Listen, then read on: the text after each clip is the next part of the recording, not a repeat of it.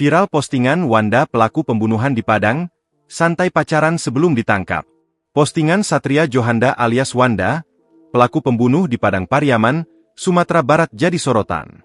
Dalam kasus pembunuh, Juanda tak hanya membunuh satu korban namun 3 wanita. Setelah membunuh 3 wanita, rupanya pelaku masih santai bikin konten bersama sang kekasih.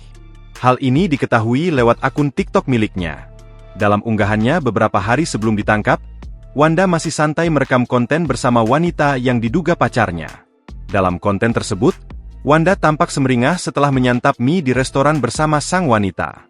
Ada 4 konten video yang direkam Wanda lalu ia bagikan di akun TikTok-nya.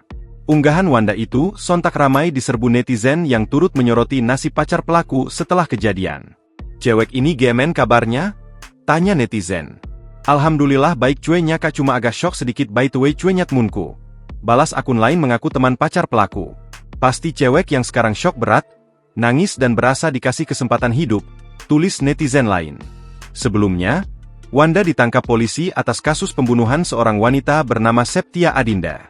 Belakangan terungkap bahwa korban tersebut dibunuh oleh Wanda 2 hari sebelumnya, yakni pada Minggu, 15 Juni 2025.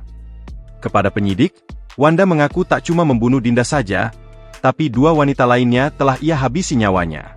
2 wanita yang dibunuh oleh Wanda itu bernama Siska Octavia alias Cika dan Adek Gustiana.